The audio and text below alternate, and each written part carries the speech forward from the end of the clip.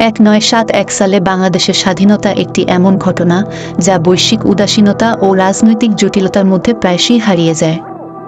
দক্ষিণ এশিয়ার ইতিহাসের এই গুরুত্বপূর্ণ মুহূর্তটি সাংস্কৃতিক দমন, রাজনৈতিক অবহেলা এবং সহিংস দমনপীড়নের মাধ্যমে গঠিত হয়েছিল, বিশেষত পূর্ব এবং পশ্চিম পাকিস্তানের মধ্যে।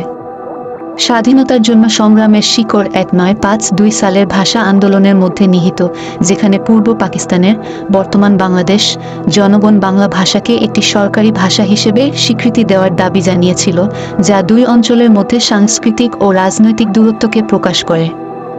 পরিস্থিতি 1971 সালে নাটকীয়ভাবে বৃদ্ধি পায় যখন 5 মার্চ পাকিস্তানি সামরিক বাহিনী অপারেশন সার্চলাইট শুরু করে, যা পূর্ব পাকিস্তানে স্বায়ত্তশাসনের ক্রমবর্ধমান দাবিকে দমন করার জন্য পরিচালিত একটি নৃশংস অভিযান।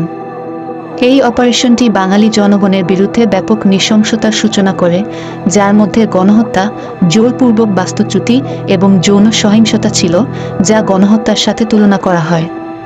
পরবর্তীতে মুক্তিযুদ্ধ শুরু হয়, যা মুক্তিবাহিনী নামে পরিচিত একটি গেরিলা প্রতিরোধ বাহিনী পরিচালনা করে। তাদের প্রচেষ্টা ভারতের সামরিক সহায়তায় শক্তিশালী হয়ে ডিসেম্বর 1971 সালে পূর্ণাঙ্গ যুদ্ধে পরিণত হয়। 6 ডিসেম্বর 1971 সালে পাকিস্তানি বাহিনীর আত্মসমর্পণের মাধ্যমে যুদ্ধের সমাপ্তি ঘটে এবং বাংলাদেশ একটি স্বাধীন জাতি হিসেবে আবির্ভূত হয়। তবে বিজয় এসেছিল বিরাট মূল্য চুকিয়ে। প্রায় 3 মিলিয়ন মানুষ প্রাণ হারান এবং লক্ষ লক্ষ মানুষ বাস্তুচ্যুত হন। আন্তর্জাতিকভাবে এই সংঘর্ষ এবং সংঘটিত নৃশংসতার প্রতি প্রতিক্রিয়া হতাশাজনকভাবে নিস্তেজ ছিল। শীতল যুদ্ধের গতিশীলতা বৈশ্বিক প্রতিক্রিয়াগুলিকে আকার দিয়েছিল, যেখানে অনেক দেশ কৌশলগত মিত্রতার চেয়ে বাংলাদেশের মানবিক সংকটকে সমাধান করার ব্যাপারে কম অগ্রাধিকার দিয়েছিল।